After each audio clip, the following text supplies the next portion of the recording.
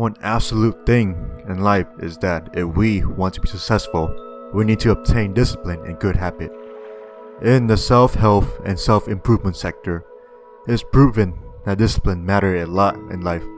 Discipline is a concept that involves training, controlling, or punishing someone or something for the sake of obedience and moral character. This is a great definition of disciplines. However, instead of training, controlling, or punishing others, we must perform all of that for ourselves to be a better version of ourselves. With this being said, how do we demonstrate discipline? Being disciplined is about obedience to the moral code. This means that we must follow the code of conduct, a set of rules and principles that outline the norms, values, and expectations for the behaviors and performance of the members of organizations. With this being said, it is important to point out that a code of conduct depends on organizations that first created it. Why did I mention this? I mentioned this because not all organizations are systemized the same. Some organizations have great management and operating system. Meanwhile, other organizations should be doomed to fall apart because how terrible they are. This will lead to the next point. A good organization will need the corporations of two factors. These two factors are the followers and the leaders. A bad organization could declare that it had both. However, the only reason that it is a bad organization in the first place is due to poor management and system. With this being said, management and system need to be fixed before emergency consequences happen to the organizations. First and foremost, what is the difference between management and systems? I believe management will need more attention, focus, and dedication to the missions than a system. Every system is a management style. However, not every management style is a system. A system is an organized framework for method. These definitions will not only correlate well with an organization, it will also matter in our individual life too. This is what discipline and good habits is all about. How to obtain disciplines and good habits? First and foremost, many people think that both are the same. However, with disciplines, you have to think way more about the actions and consequences in good habits.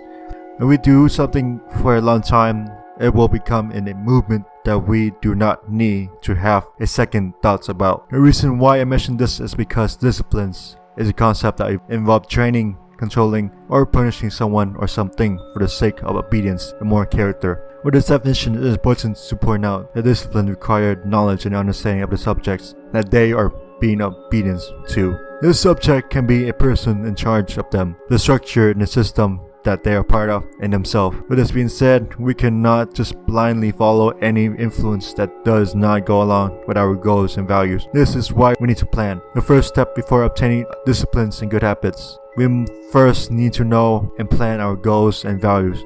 That is the structures and foundations of our life. What do we want to be and do in life? After we have determined our goal and values, we will now have to plan a way to reach them. This is where people will think of a dream career. A career is aligned with their principal belief and values. After we find our desired career, it's still not enough because it is too vast. Obtaining a desired careers will only be the destinations of life. This is because if we choose the right career, we will have to commit to it for years and decades or even a lifetime to come. With this being said, there's no rush when we're trying to figure out things else. The journey is better than the destinations. When we desire only the destinations, we are chasing it rather than reaching it. We will only focus on the futures but miss the present moment. Thus, this will turn into a terrible habit. The only way to reach our desired destination is through the repetitions, practices. Hence, it's through our good habits. The individuals who only desires the destination will have a habit of chasing the future and not care much about the present moment. One example of this is that if people want to be richer, the most damaging thing that they can do for themselves is to only think of a way for them to gain more wealth. They will only focus on the next project and neglect everything else that matters in life. They can get the mansions and the fancy cars, however, they will have no time for anything else. That is not how we live life. That is the opposite of freedom in life. In life, there are too many stakes at hand, so we need to know how we are going to manage those stakes and responsibilities so we can plan our days and weeks routine around it. Routines is the commonplace task, chore, or duty that must be done regularly. or at a specific interval. Routine and good habits need each other for the best practice of a good life. The reason why this is that we can build a routine with bad habits. Bad habits will give us an instant pleasure in life, but they will harm our bodies in the future. This is where the compound effect becomes one of the most important things in the world. From relationship to careers, everything will stack up upon themselves and build over time. In both the qualities and the quantity that will be shown time after time. The compound effect will only mass produce the result through its practices. This means that both positive and negative practice and habits will transfer into a mass productions over months to years. This is why we need passions and ambitions. We need passions first because of our lifestyles, routines, and values. This is how we have motivation to build good habits. In conclusions, good habits will turn into good skills. When we are talking about skills, there is no skills that can learn once and be done with. The reason for this is that there are many levels to a single skills and practice in itself. I believe there are 4 levels for every skill set. However, there are 5 stages of learning a skill. The reason for this is that the first stage is not about the beginner. This first stage is about the people who do not know about this art form, or someone who does know but had not started on this art form yet. These people either have other art form to prioritize or have nothing to live for. This is how people get distracted, influenced, or just being ignorant and lazy. They have no purpose to carry on their good training and habits. Alas, pleasure, temptations, and desire will take over. This is why we need to do our homework and find something that we are passionate about. The next stage is the beginner stage. The beginner stage is when the individual competencies is at its weakest. What does I mean by this?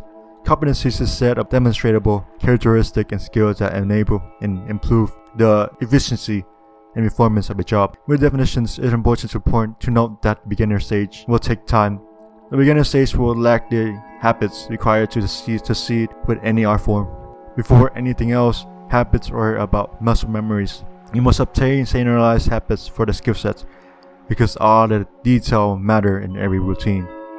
Every skills will have important body mechanics and muscle memories to perform even at the beginner level. These body mechanics and muscle memories will take a very long time to learn, not to mention master. This is the reason why so many people begin to lose hope at this age. They do not have the patience to continue their training. The truth is that being patient is an art form of its own. Therefore, we will have to train the skills just like any other skills. How do we train the skills, as you may ask? The first step is to learn about philosophy. To me, philosophy is like a code of conduct. Thus, I even consider the Bible a branch of philosophy. Philosophy will teach us that it is not about the destination, but rather it's about the journey of the art form in life. The truth is that for the rest of us common, non-gifted folks, we will suck at everything for the first time we start learning something. That is the reason why there are stages to reach masteries. This is why we need to learn something that we are passionate about. Once we are obsessed with this art form, we will want to learn everything that needs to be learned about it. The next stage is the non-obsessor. The 2 stages are dedicated to the people who are already used to the skill set. The first stage out of the 2 stages is all about the practitioner who is just a hobbyist. They are the individual who still love practicing the art form, however they are not obsessed with it. When we are obsessed with the art form, we will sacrifice something else to beat the top competitor. With the last 2 stages, it's practitioner's decision to figure out what their next step is going to be. If they want to be a non-obsessor, the art form that they have chosen for themselves will be a way for them to escape the stressful and unfair life. If they want to be an obsessor, the art form will give them responsibility as they will turn into a career. As an obsessor, it's important to understand that too much of anything is never a good thing. We have to be disciplined enough to not get lost in the journey and risk the chance of never being able to get back the same way as we started. Be mindful of each steps and decision you take. Nonetheless, every small step and decisions matter the most. A balanced life is a good life.